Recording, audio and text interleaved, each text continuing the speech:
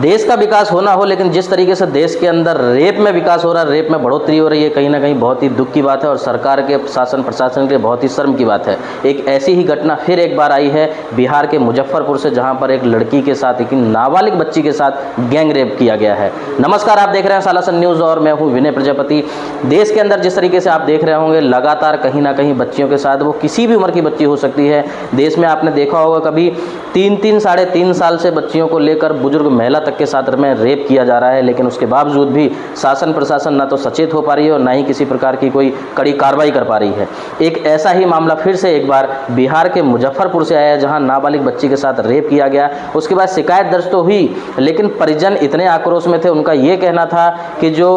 FIR हुई है उसमें कुछ लोगों के नाम छोड़ दिए गए हैं। परिजन जब पुलिस स्टेशन पहुंचते हैं और कुछ लोगों के नाम उसमें ऐड कराने की बात करते हैं, तो पुलिस प्रशासन साफ साफ इनकार कर देता है नाम जोड़ने के लिए, जिसके बाद भीड़ बढ़ जाती है और आक्रोश में आ जाती है। भीड़ को काबू करने के लिए पुलिस वहां पर लाठीचार्ज कर देती है, दौड़ा दौड़ा कर मारने लगती है।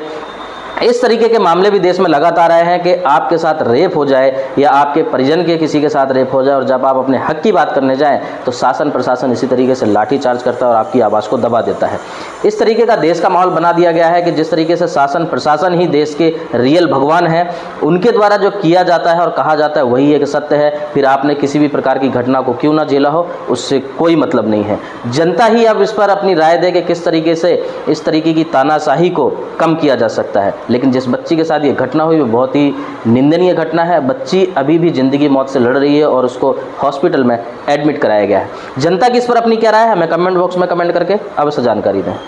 शाहपुर जनपद मुजफ्फरनगर में 17/8 को एक 64 BNS जिसे बलात्कार का मुकदमा कहा जाता है, 13-14 साल की बच्ची थी,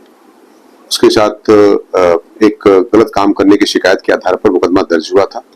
जिसके आधार पर नामजद अभियुक्त सौरभ को 18 तारीख को 18/8/2025 को जेल भेज दिया गया था और लड़की का कोर्ट में नियमानुसार बयान कराया गया था, लड़की का मेडिकल कराया गया था। कोर्ट में बयान के अवलोकन के बाद जब परिजनों को ये पता चला कि उसने, लड़की ने जो बयान दिया है, कुछ ऐसा बयान दिया है कि जो कि थोड़ा घर वालों के फेवर में नहीं है, तो इस परिदृश्य में आकर के और इस प्रभाव में आकर के घर वाले सड़क पे जाम लगाने का प्रयास कर रहे थे, जिसको आवश्यक बल लगा के हटा दिया गया है। साथ ही साथ इसमें कुछ लोग अराजकता फैलाने का प्रयास कर रहे थे, कुछ लोग मिट्टी तेल का प्रयोग कर रहे थे या किसी ज्वलनशील पदार्थ का प्रयोग करने का प्रयास कर रहे थे, जिसमें पुलिस ने इनको समझा बुझा कर तथा आवश्यक बल लगा करके हटा दिया गया है। बाकी इसमें विधिक कार्रवाई की जा रही है तथा इसमें SPRA को जांच दे दी गई है और जांच के आधार पर जो भी तथ्य पाए जाते हैं तदनुसार अग्रिम विधिक कार्रवाई की जाएगी।